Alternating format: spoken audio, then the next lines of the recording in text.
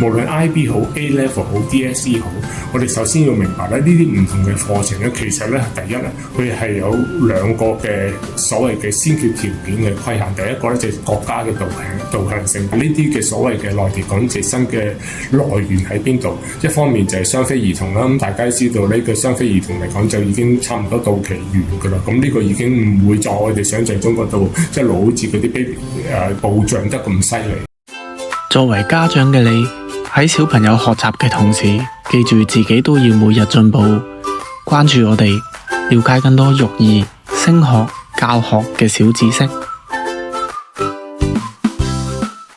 歡迎大家收聽我哋 Go Ed Talk 呢個節目啦。今日我哋好榮幸邀請到阿 Gordon 黃老師作為我哋嘅嘉賓啦。Gordon 老師啦，佢係香港資深嘅教育專家嚟嘅，從事升學規劃超過18年啦，亦都同海外200幾個學院合作過，作為佢哋嘅招生官，當中咧都不乏美國嘅名校嘅一啲 Ivy League 啊、常春藤嘅院校。咁最近咧 ，Gordon 就成立咗 H&B 時代嫻博，喺內地咧就幫忙去 train up 一啲 DSE 課程嘅老師。咁我哋歡迎 Gordon。各位家長、各位同學、各位相關嘅教育機構嘅老師，你哋好，我係 Gordon。想問下你咧，你當初係點樣開始從事 DSE 相關嘅工作？我一路都係喺國內嗰度咧，係從事呢個美國嘅升學業務咧，都接近有超過18年啦。咁當中嚟講係同好多嘅國內，尤其是喺北京嘅一啲嘅國際院校咧，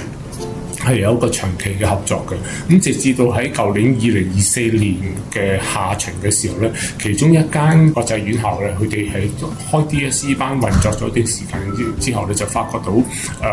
有啲遇到啲障礙，所以咧就邀請咗我過去同佢哋去做一啲嘅傾談。結果發現咗咧，教學呢個 DSE 嘅過程當中咧，係出現咗好多對 DSE 課程嘅一啲嘅誤區。譬如最明顯嘅例子，以為咧就係讀好呢個雅思咧，就已經係可以考好呢個 DSE 嘅英文科。類似呢啲咁基本嘅誤區咧，導致到好多時佢哋個運作呢啲課程嘅學生嘅成績咧，其實就唔係咁理想。咁所以咧，我就同咗一班嘅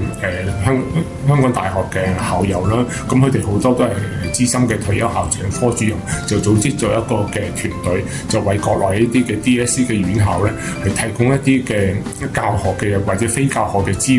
援服務，希望佢哋能夠推動呢個 DSE 課程嘅時候咧，就推動得係更加成功、更加好。好有理念嘅一間公司啊！想問下 Gordon 啦，你從事升學規劃18年當中，有冇一啲好成功或者係失敗嘅案例，你係好有印象？如果講到成功同埋失敗嘅案例咧，就同大家分享下咧，就兩個案例，一個開心，就一個咧就冇咁開心啦。開心嘅案例咧，就因為我曾經係代表過美國嘅一間嘅我哋叫做少年大學咧嘅招生代表嘅。咁我喺北京嗰度咧，就一間嘅全國相當之出名嘅中學嗰度咧，就錄取咗好幾位嘅優秀嘅學生，佢哋未完成高3嘅課程，有啲係啱啱完成高1啦，有啲係啱啱完成高2咧，都可以咧被破格錄取咧入去直接讀一啲嘅大學嘅課程，所謂嘅3+2。最後銜接咧2年喺哥倫比亞大學嗰度咧攞到個雙學位，尤其是喺工程學科之類。咁當中其中一個好優秀嘅學生咧就係佢無論 interview 同埋佢個成績都係相當之破格嘅，就係相當之比一般嘅同齡嘅同學咧好好多。咁但係好可惜嘅，佢嘅家庭嘅經濟環境咧就未咁遇到種種嘅困難。咁所以我就幫咗佢哋咧，就即係因為我都有少少讀過一啲嘅 ACCA 嘅課程啦。咁對於一啲嘅所謂嘅course 啊，或者呢個balance 各等樣都有少少認識。咁我就理解咗，去探訪過佢哋屋企之後，就理解咗佢哋嘅家庭收入狀況咧，就做咗一個比較合理化啲而又真實嘅一啲嘅報告，咁啊幫佢哋同學校申請咗咧，就每一年咧差唔多咧係有60%嘅學費咧係被豁免嘅。咁最後而家學生好好啊，佢唔單止完成咗呢個所謂嘅少年大學嘅課程，喺哥倫比亞攞咗雙學位課程之外咧，而家已經讀完博士課程啦。咁其實佢同一間學校收到另外一啲嘅同學嚟講咧，呢啲同學仔咧，今日咧就唔係再係同學仔啦，佢哋已經係喺呢個美國嘅 Silicon Valley 嗰度咧揾到一份相當之發展得好好嘅工作，無論收入啊，無論呢個前途咧，都係非一般嘅好啦。咁呢個係一個開心嘅例子。唔開心嘅例子咧，就我記得喺疫情期間咧封關嘅時間咧，就係有一位嘅國內嘅學生咧，就成績高考咧就差唔多係喺380分左右度啦。咁我哋幾經努力咧，就幫佢咧係入咗其中一間香港8大嘅院校下面嘅一個嘅副學士課程啦。咁而且咧就係幫佢嚟咗香港之後咧，就7至8科啦，我哋都係提供咗一個專業嘅教學團隊咧，係手把手咁樣幫住佢，差唔多每一日、每一個禮拜、每一個月咧，都要係同佢去做每一個課程嘅一個所謂嘅複習同埋預習啦。咁甚至乎咧，最後嗰個同學佢嘅考試嘅時候，佢嘅為測驗咧嘅題目咧，都係俾我哋係預計範圍之內嘅，甚至乎引導佢預備嘅答案咧，亦都係相當之完整嘅。但係好可惜，因為呢個同學嚟咗香港之後咧，就放飛自我啦。咁有一次就投資咗喺一啲嘅虛擬貨幣嗰度啦，咁因為失敗咗，咁所以個人咧已經第一次崩潰啦，咁幾乎已經完全控制唔到自己。咁後嚟恢復翻之後咧，就啱啱接近大考嘅時候咧，就又出現咗第二次嘅崩潰咧，因為佢談戀愛啊，咁同個女朋友之間嗰度發生咗比較嚴重啲嘅矛盾啦，咁所以有第二次崩潰啦。咁結果咧，連嗰個考試嘅場地都去錯咗，甚至乎有個考試咧係 miss 咗，咁所以呢個係一個比較可惜啲嘅例子嚟嘅。咁喺呢度順便要提一提各位嘅家長同埋學生咧，喺你哋求學嘅過程之中咧，年青人正常嘅遇到種種嘅唔同嘅興趣或者誘惑咧，咁但係你一定要把控好自己，就以呢個求學為主，就千祈唔好就係因為呢啲咁嘅課程咧誤咗自己以後嗰個一生嘅前途啦。係好好嘅建議，都聽得出 Gordon 啦喺18年嘅升學規劃教育生涯上邊啦，遇過好多唔同嘅 case， 相信咧會有好多情況。就係家長或者個小朋友期望太高，會出現啲眼高手低啊，可能自己嘅成績又未如理想。你對於呢一啲家長或者學生有冇啲咩建議俾佢哋咧？其實呢個係一個我相信係相當之普遍嘅例子嚟嘅。嗱，呢個咁嘅情況咧，我覺得同學可能要或者家長嗰度咧幫學生去選校或者選專業之前咧，首先我一定要認清咗呢個事實，面對呢個事實先，而且係以呢個學生嘅興趣能力做一個導向性，就唔係以嗰個院校嘅排名做一個導向性，而否則嘅話咧，呢個往往咧就會容易引致到有啲嘅。而家大家都好清楚，經常會聽到咧國內有啲嘅學生或者家長咧，正如主持人所講嘅眼高手低咧，導致咗咧就跌入咗去一啲誤區，以為可以用錢搞掂，或者做一啲嘅假文件就可以搞掂。咁呢個係往往咧仲可能帶嚟嘅一個相當之長遠嘅負面嘅效果。啱啱Gordon有提到啦，而家都有好多內地嘅考生咧，佢都會想落嚟香港考 DSE 啦。教育局嗰邊佢都放寬大學對內地嘅收生限制，去到50%。你對於內地考生越嚟越多，佢哋對香港考生嘅影響，你有啲咩睇法呢？會唔會話影響咗香港學生本身嘅競爭力啊？呢個我哋要小心去拆解呢個內地學生影響香港學生嘅競爭力。嗱，呢個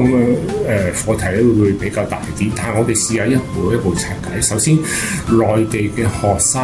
影響到嘅資源要弄清楚咧，有啲係用高考嘅成績，佢哋係入呢個只收生所謂嘅 non-JUPAS 嗰條隊嘅。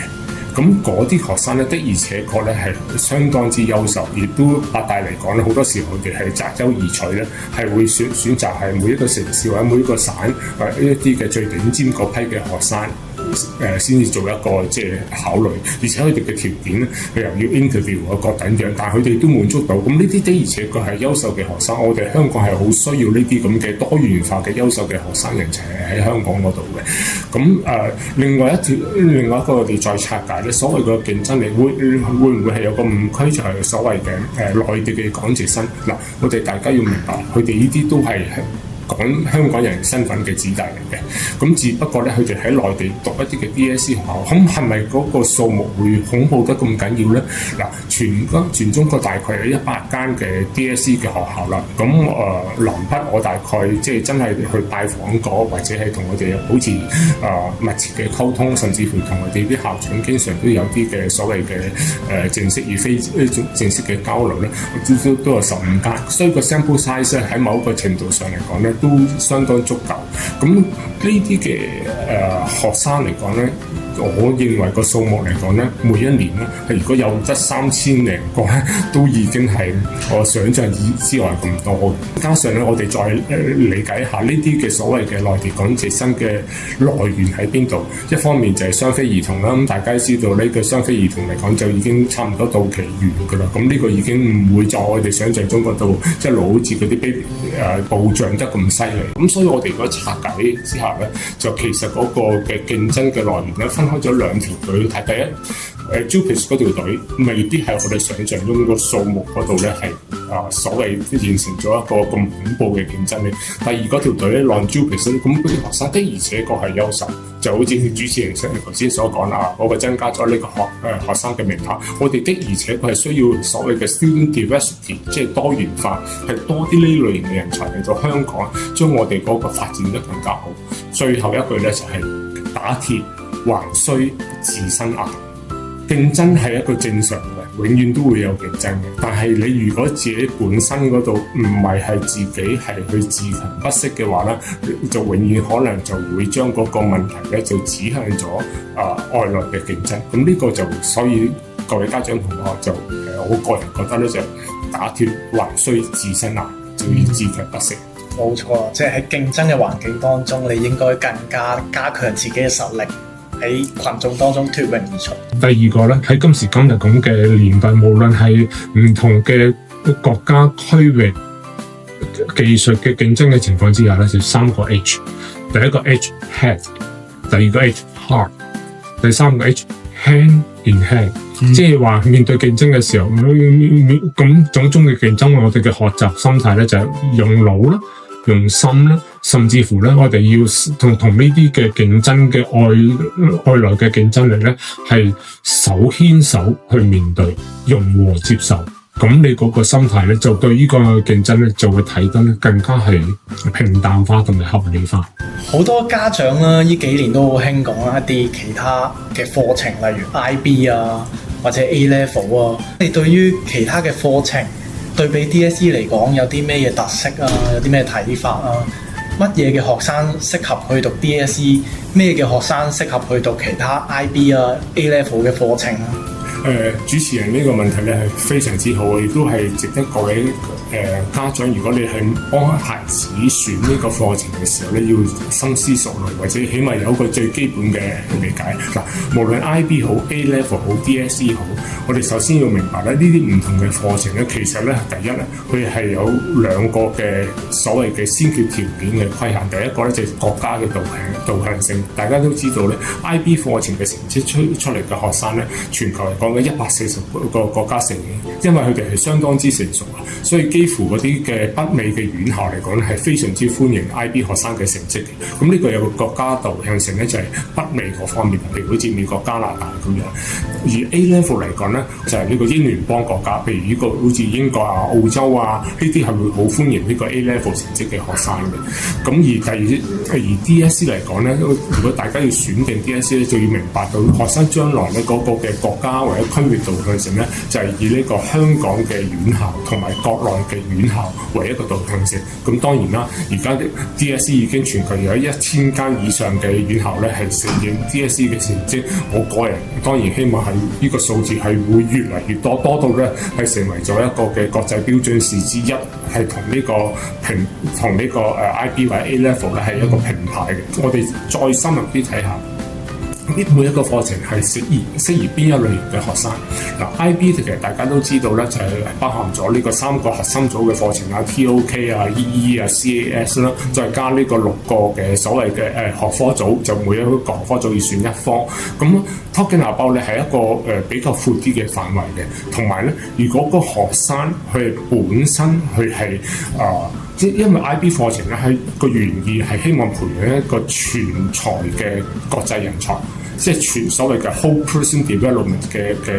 國際人才。如果個學生本身係英語比較強啲啦，佢係有個中意研究型啦，中意做口頭嘅 presentation 嘅報告啦，自發性比較強啲啦，中意跨科嘅學習咧，依類嘅學生比較適宜係讀 IB 嘅。而 A level 咧，佢亦都冇一個主要嘅核心課程，而佢要考嘅課程嘅範圍咧冇咁闊，所以係比較係適合一啲嘅有少少偏科嘅學生，就對某一個學科特別有興趣去深入研究。所以 A level 咧係重深度嘅。咁而呢個 DSE 嚟講咧，就係相對嚟講係比較重闊度啲嘅，佢係比較一個有大家都知道啦，係有4個核心科，再加下兩個呢個選修科，咁而且係可以俾你係一個嘅跨科嘅組合，咁所以就個深度咧就相對比 A level 咧就冇咁深，咁所以大家一定要睇翻嗰個學生佢本身嘅特質，自發性強，英語好中意係做一個全才嘅，咁可能佢中意探索性研究型嘅，咁呢個 IB 好。如果係中意係偏科深入研究嘅，呢個 A level 好。如果係中意係普遍唔同嘅領域嘅學生嘅話咧，可能 DSE 會比較適合啲啦。Gordon 講得好詳細啊！咁講翻 DSE 啦，我哋仲有唔夠半年嘅時間，就會係2026年嘅 DSE 考試就會開始㗎。你覺得目前 DSE 考生佢哋面對最大嘅挑戰會係啲咩咧？今年嚟講咧，大學嘅門檻嘅標準咧就係332A 22，咁能夠考獲呢個嘅門檻嘅成績 Talking About 係18300個學生去爭奪嗰個所謂 JUPAS 15000個名額。咁 Talking About 嘅比例咧係1比1.4。第二嚟講咧就係嗰個困難嘅程度啦。困難嘅程度咧，大家都知道咧，就係譬如數學科今年嚟講咧，個合格率係講緊合格咗喎嚇，講緊80幾個 percent， 英文都要差唔多54個 percent， 中文就更加係接近即係超過60個 percent。咁所以嗰個係一個屬於好合理嘅，即係各種嘅學科嘅全球嘅標準，冇話特別偏高或者偏低，係一個正常嘅。咁呢個就可以自然解釋咗所謂嘅難度係咪真係咁困難咧？咁當然啦，我哋講緊嘅係一個普及教育。如果大部分嘅同學都能夠達到呢個一個合格，甚至乎一個達到大學嘅門檻，咁呢個教育其實基本上咧已經係好合理化。咁當然，如果你要考取到5星星啦，咁呢方面嘅比例嚟講咧，就年年都好穩定嘅，即係一定係好即係講緊 Talking About 1至3個 percent 啊，每一科咁樣。咁所以呢個無論從嗰個競爭能力仲有困難嘅程度嚟講，我就覺得唔係大家心目中所想像之中嘅咁恐怖啦。你會唔會對一啲成績佢未達標嘅學生會有啲咩建議啊？譬如話佢 DSE 考完出嚟嘅成績同佢預料嘅可能係有少少落差嘅，佢未達到入大學嘅要求，或者未去到佢心儀嘅科目，你對於呢班同學仔有啲咩嘢建議俾佢哋？同學可以用今年考出嚟嘅成績最弱嗰科，我哋用多1年嘅時間係主攻係改善最弱嗰科嗰度，而係做一個所謂嘅合併嘅combined cert 嗰度去申請心儀嘅大學或者專業啦。咁你用1年時間去將，因為 DSE 有個好處咧，就係揀呢個 best 5最好嗰5科啊嘛。咁而且可以俾你 combine 嘅，咁你可以用1年嘅時間嗰度咧去改善嗰個比較弱嗰科，提高個成績。咁呢1年嗰度咧，唔係淨係集中攻一科喎，咁你亦都可以將你某一科心儀嘅一個專業嗰度相關嘅一啲嘅專業考試，你可以自己去考㗎啦。譬如舉個例子，如果我心儀會計，我心儀呢個商科， CIMA， 佢哋都係分開唔同嘅 level， 你係可以自己去報考。如果你能夠喺呢方面又自己去做一個報考，唔單止為你將來入學嘅時候咧加強咗個底子，更加令到你申請嘅時候咧係有個更加大嘅說服力㗎。咁呢個係簡單。再落去所謂嘅複雜啲嘅咧，就係同學可以考慮下呢個所謂副學士課程啦。其實副學士咧，其實喺歐美國家嚟講係相當之普遍嘅。美國係超過40% 以上嘅大學生畢業生咧，都係透過副學士而最後完成呢個本科課程，包括埋咗以前美國總統奧巴馬。都係由副學士去到最後係完成呢個化學嘅本科學士。唔好忘記，蔡局長教育局長曾經提過，香港仲有唔同嘅自資嘅大學，同埋有7000個學校。副學士課程係講緊成3萬個學額，咁自資嘅大學，譬如恒生啊、珠海啊、樹仁啊，呢啲都有啲唔同嘅課程，一定係有一啲適合一啲唔同嘅學生嘅。同埋補充一句，仲有咧就係譬如好似有啲同學仔佢可能中意做呢個幼師嘅幼稚園嘅教師，咁而家大家都知道啦嚇，即係耀中幼教學院咧都會提供呢個所謂嘅一個幼師嘅本科課程嘅。咁再講翻呢個副學士課程啊，除咗我哋提到大家好熟悉嘅香港 U Space 啊、PolyU 嘅 Speed 啊、嶺南啊、浸會啊，都會提供呢啲嘅副學士課程，仲有五輪功啊，甚至乎仲有唔好忘記喎，仲有而家新興嘅一啲嘅所謂嘅應用學科嘅課程啊。就譬如都會大學同埋呢個聖方濟大學咧，都已經係成為咗香港第一、第二間嘅應用科學嘅大學嚟講，佢哋提供好多嘅實用課程。再考慮下 VTC 都有好多係職業導向性嘅一啲嘅課程。如果你話我個 budget 係我家庭嘅經濟環境條件係許可嘅，好啲嘅，我要考慮出國，其實得嘅。喺我過去嗰18年嚟講咧，係面對咗亦都幫過唔少嘅國內嘅學生咧，佢哋經濟條件合理啦，係即係有一定嘅水平啦。咁佢哋用一個好普通嘅成績咧，可以入到美國嘅80至到120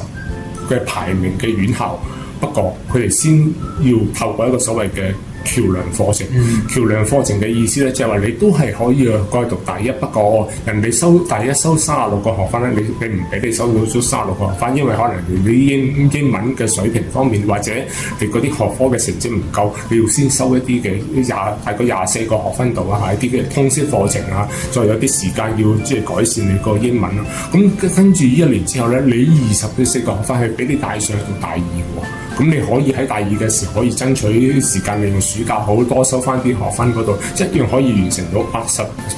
隨時可以完成到一個喺美國嘅排名，所謂嘅 US News 嘅排名嘅80至到120，或者80至到